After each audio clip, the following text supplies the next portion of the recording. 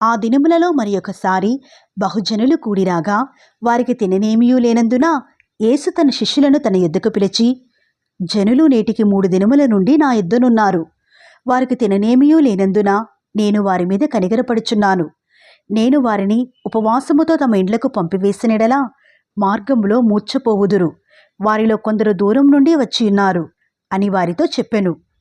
అందుకు ఆయన శిష్యులు, ఈ అరణ్య ప్రదేశంలో ఒకడెక్కడి నుండి రొట్టెలు తెచ్చి వీరిని తృప్తిపరచగలడు అని ఆయన అడిగిరి. ఆయన, మీ యొద్ద ఎన్ని రొట్టెలున్నవి అని వారిని అడుగగా వారు 7 అనిరి. అప్పుడు ఆయన, నేల మీద కూర్చుండుడి అని జనులకు ఆజ్ఞాపించి ఆ 7 రొట్టెలు పట్టుకొని కృతజ్ఞతాస్తుతులు చెల్లించి విరిచి వడ్డించుటకై తన శిష్యులకిచ్చెను. వారు జనసమూహమునకు వడ్డించిరి. కొన్ని చిన్న చేపలు కూడా వారి యొద్దనుండగా ఆయన ఆశీర్వదించి వాటిని కూడా వడ్డించుడని చెప్పెను. వారు భోజనము చేసి తృప్తి పొందిన మీదట మిగిలిన ముక్కలు 7 గంపల నిండా ఎత్తిరి. భోజనము చేసిన వారు ఇంచుమించు 4,000 మంది. వారిని పంపివేసిన వెంటనే ఆయన తన శిష్యులతో కూడా దోణి ఎక్కి దల్మనూతా ప్రాంతములకు వచ్చెను. అంతటా పరిసయ్యులు వచ్చి ఆయనను శోధించుచు ఆకాశము నుండి ఒక సూచక క్రియను చూపుమని ఆయననడిగి ఆయనతో తర్కింపసాగిరి. ఆయన ఆత్మయందు పెద్ద నిట్టూర్పు విడిచి, ఈ తరమువారు ఎందుకు సూచక క్రియను అడుగుచున్నారు? ఈ తరమునకు ఏ సూచక క్రియను అనుగ్రహింపబడదని నిశ్చయముగా మీతో చెప్పుచున్నాను అని చెప్పి వారిని విడిచి మరలా దోణి ఎక్కి అద్దరికి పోయెను. వారు తినుటకు రొట్టెలు తెచ్చుటకు మరచిరి. దోణిలో వారి యొద్ద ఒక్క రొట్టె తప్ప మరేమీ లేకపోయెను. ఆయన, చూచుకొనుడి, పరిసయ్యుల పులిసిన పిండిని గూర్చియు హేరోదు పులిసిన పిండిని గూర్చియు జాగ్రత్త పడుడి అని వారిని హెచ్చరింపగా వారు తమ యొద్ద రొట్టెలు లేవేయని తమలో తాము ఆలోచించుకునిరి. యేసు అది ఎరిగి, మన యొద్ద రొట్టెలు లేవేయని మీరెందుకు ఆలోచించుకొనుచున్నారు? మీరింకనూ గ్రహింపలేదా? వివేచింపలేదా? మీరు కఠిన హృదయము గలవారై ఉన్నారా? మీరు కన్నులుండియూ చూడరా? చెవులుండియూ వినరా? జ్ఞాపకము చేసుకునరా? నేను ఆ 5,000 మందికి 5 రొట్టెలు విరిచి పంచిపెట్టినప్పుడు మీరు ముక్కలు ఎన్ని గంపల నిండా ఎత్తిరి అని వారిని అడిగాను. వారు 12 అని ఆయనతో చెప్పిరి. ఆ 4,000 మందికి 7 రొట్టెలు నేను విరచి పంచిపెట్టినప్పుడు ముక్కలు ఎన్ని గంపల నిండా ఎత్తిరి అని ఆయన అడుగగా వారు 7 అనిరి. అందుకాయన, మీరింకనూ గ్రహింపకున్నారా అని అనెను. అంతలో వారు బేత్సైదాకు వచ్చిరి. అప్పుడు అక్కడి వారు ఆయన యొద్దకు ఒక గ్రుడ్డివాని తోడుకొని వచ్చి వాని ముట్టవలనని ఆయనను వేడుకునిరి. ఆయన ఆ గ్రుడ్డివాని చెయ్యి పట్టుకుని ఊరి వెలుపలికి తోడుకొని పోయి వాని కన్నుల మీద ఉమ్మివేసి వాని మీద చేతులుంచి, నీకేమైననూ కనబడుచున్నదా అని వానిని అడుగగా వాడు కన్నులెత్తి, మనుష్యులు నాకు కనబడుచున్నారు, వారు చెట్ల వలె నుండి నడుచుచున్నట్లుగా నాకు కనబడుచున్నారు అనెను. అంతటా ఆయన మరలా తన చేతులు వాని కన్నుల మీద నుంచగా వాడు తేరిచూచి కుదుర్చబడి సమస్తమును తేటగా చూడసాగెను. అప్పుడు యేసు, నీవు ఊరిలోనికి వెళ్ళవద్దు అని చెప్పి వాని ఇంటికి వానిని పంపివేశెను. యేసు తన శిష్యులతో ఫిలిప్పుదైన కైసరియాతో చేరిన గ్రామములకు బయలుదేరెను.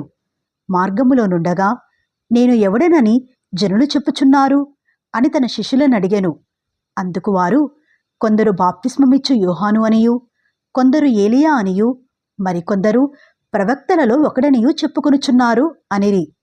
అందుకాయన, మీరైతే నేను ఎవడని చెప్పుచున్నారు అని వారిని అడుగగా పేతురు, నీవు క్రీస్తువు అని ఆయనతో చెప్పెను. అప్పుడు తన్ను గూర్చిన ఈ సంగతి ఎవనితోనూ చెప్పవద్దని ఆయన వారికి ఖండితముగా చెప్పెను. మరియు మనుష్య కుమారుడు అనేక హింసలు పొంది పెద్దల చేతను ప్రధాన యాజకుల చేతను శాస్త్రుల చేతను ఉపేక్షింపబడి చంపబడి 3 దినములైన తరువాత లేచుట అగత్యమని ఆయన వారికి బోధింపనారంభించెను. ఆయన ఈ మాట బహిరంగముగా చెప్పెను. పేతురు ఆయన చెయ్యి పట్టుకొని ఆయనను గద్దింపసాగెను. అందుకాయన తన శిష్యుల వైపు తిరిగి వారిని చూచి, సాతానా, నా వెనుకకు పొమ్ము, నీవు మనుషుల సంగతులను మనస్కరించుచున్నావు గాని దేవుని సంగతులను మనస్కరింపకున్నావు అని పేతురును గద్దించెను. అంతటా ఆయన తన శిష్యులను జనసమూహమును తన యొద్దకు పిలిచి, నన్ను వెంబడింపగోరువాడు తన్ను తాను ఉపేక్షించుకొని తన సిలువ ఎత్తుకొని నన్ను వెంబడింపవలెను.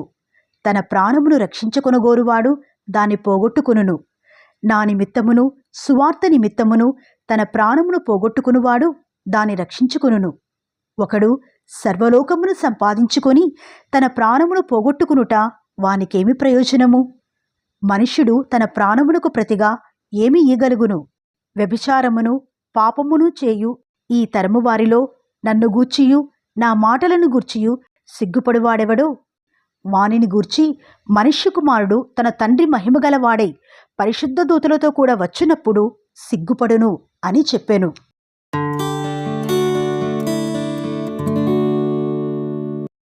మరియు ఆయన, ఇక్కడ నిలిచిన్న వారిలో కొందరు దేవుని రాజ్యము బలముతో వచ్చుట చూచు వరకు మరణము రుచి చూడరు అని నిశ్చయముగా మీతో చెప్పుచున్నాను అనెను.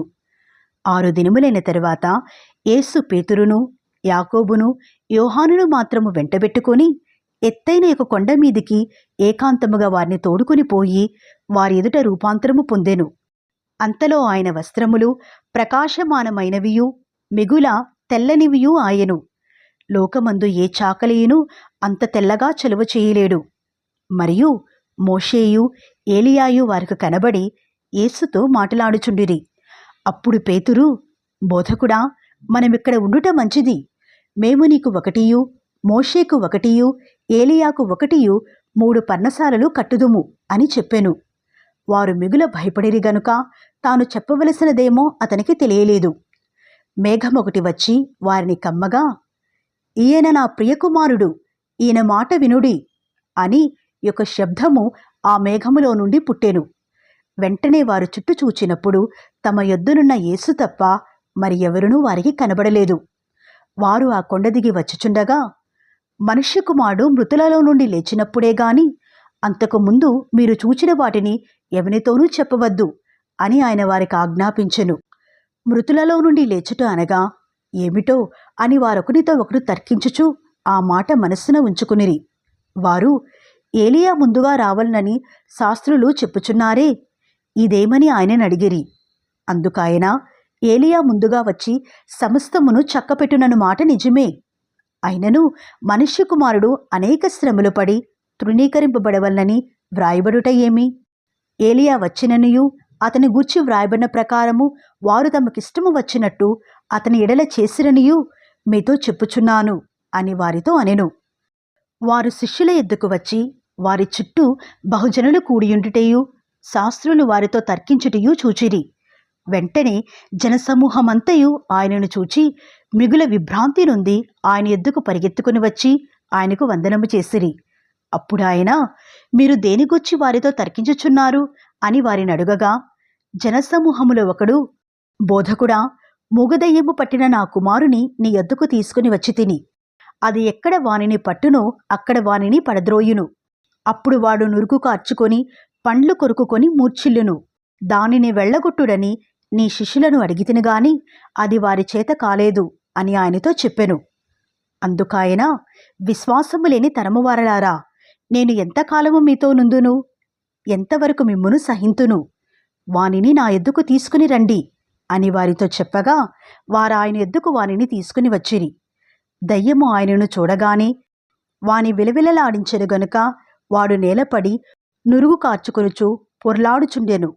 అప్పుడు ఆయన, ఇది వీనికి సంభవించి ఎంతకాలమైనది అని వాని తండ్రిని అడుగగా అతడు, బాల్యము నుండియే అది వాని నాశనము చేయవలనని తరచుగా అగ్నిలోనూ నీళ్లలోనూ పడద్రోయును. ఏమైనను నీ వలననైతే మా మీద కనికరపడి మాకు సహాయము చెయ్యము అనెను. అందుకు యేసు, నమ్ముట నీ వలననైతే నమ్మువానికి సమస్తమును సాధ్యమే అని అతనితో చెప్పెను. వెంటనే ఆ చిన్నవాని తండ్రి, నమ్ముచున్నాను, నాకు అపనమ్మకం ఉండకుండా సహాయము చెయ్యము అని బిగ్గరగా చెప్పెను.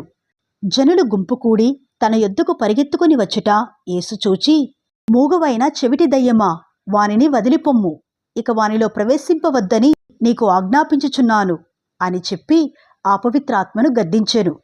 అప్పుడది కేకవేసి వానినెంతో విలవిలలాడించి వదిలిపోయెను. అంతట వాడు చచ్చిన వానివలే ఉండెను గనక అనేకులు వాడు చనిపోయెను అనిరి. అయితే యేసు వాని చెయ్యి పట్టి వాని లేవనెత్తగానే వాడు నిలువబడెను. ఆయన ఇంటిలోనికి వెళ్ళిన తరువాత ఆయన శిష్యులు, మేమెందుకు ఈ దయ్యమును వెళ్ళగొట్టలేకపోతిమి అని ఏకాంతమున ఆయనను అడిగిరి. అందుకాయన, ప్రార్థన వలననే గాని మరి దేని వలననైనను ఈ విధమైనది వదిలిపోవుట అసాధ్యము అని వారితో చెప్పెను. వారెక్కడి నుండి బయలుదేరి గలిలయ గుండా వెళ్ళుచుండిరి. అది ఎవనికినీ తెలియుట ఆయనకిష్టము లేకపోయెను. ఎలయనగా ఆయన తన శిష్యులకు బోధించుచు, మనిషి కుమారుడు మనుషుల చేతికి అప్పగింపబడుచున్నాడు, వారాయనను చంపెదరు, చంపబడిన 3 దినములకు ఆయన లేచును అని వారితో చెప్పెను. వారు ఆ మాట గ్రహింపలేదు గాని ఆయన నడుగ భయపడిరి. అంతటా వారు కపెర్నహూమునకు వచ్చిరి. వారు ఎవడు గొప్పవాడు అని మార్గమున ఒకనితో ఒకడు వాదించిరి గనుక, ఆయన ఇంట ఉన్నప్పుడు మార్గమున మీరు ఒకరితో ఒకరు దేనిని గూర్చి వాదించుచుంటిరి అని వారిని అడుగగా వారు ఊరుకుండిరి. అప్పుడు ఆయన కూర్చుండి 12 మందిని పిలిచి, ఎవడైనను మొదటివాడై ఉండగోరినెడలా వాడందరిలో కడపటివాడును, అందరికీ పరిచారకుడునై ఉండవలెను అని చెప్పి, ఒక చిన్న బిడ్డను తీసుకుని వారి మధ్యను నిలువబెట్టి వారిని ఎత్తి కౌగలించుకుని, ఇట్టి చిన్న బిడ్డలలో ఒకనిని నా పేరిట చేర్చుకునివాడు నన్ను చేర్చుకునును, నన్ను చేర్చుకునివాడు నన్నుగాక నన్ను పంపిన వారిని చేర్చుకునును అని వారితో చెప్పెను. అంతట యోహాను, బోధకుడా, ఒకడు నీ పేరిట దయ్యములను వెళ్ళగొట్టుట చూచితిమి. వాడు మనలను వెంబడించువాడు కాడు గనుక వానిని ఆటంకపరిచితిమి అని చెప్పెను. అందుకు యేసు, వానిని ఆటంకపరచుకుడి. నా పేరిట అద్భుతములు చేసి నన్ను చులకనగా నిందింపగలవాడెవడునూ లేడు. మనకు విరోధి కానివాడు మన పక్షముగానున్నవాడే. మీరు క్రీస్తు వారని నా పేరిట మీకు గిన్నెడు నీళ్లు త్రాగనిచ్చువాడు తనకు రావలసిన ఫలము పోగొట్టుకునుడని మీతో నిశ్చయముగా చెప్పుచున్నాను. నా యందు విశ్వాసముంచు ఈ చిన్నవారిలోనొకని అభ్యంతరపరచువాడెవడో వాడు మెడకు పెద్ద తిరుగుటిరాయి కట్టబడి సముద్రములో పడవేయబడుట వానికి మేలు. నీ చెయ్యి నిన్ను అభ్యంతరపరచినడలా దానిని నరికివేయుము. నీవు 2 చేతులు కలిగి నరకములోని ఆరని అగ్నిలోనికి పోవుట కంటే అంగహీనుడవై జీవములో ప్రవేశించుట మేలు.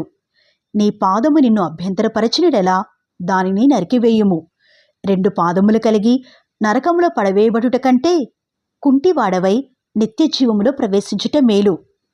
నీ కన్ను నిన్ను అభ్యంతరపరచినడలా దాని తీసి పారవేయుము. 2 కన్నులు కలిగి నరకములో పడవేయబడుట కంటే ఒంటి కన్ను గలవాడవై దేవుని రాజ్యంలో ప్రవేశించుట మేలు. నరకమున వారి పురుగు చావదు, అగ్ని ఆరదు. ప్రతివానికి ఉప్పు సారము అగ్ని వలన కలుగును. ఉప్పు మంచిదే గాని ఉప్పు నిస్సారమైన ఎడల దేనివలన మీరు దానికి సారము కలుగజేతురు? మీలో మీరు ఉప్పు సారము గలవారయుండి ఒకరితో ఒకరు సమాధానముగా ఉండుడి అని చెప్పెను.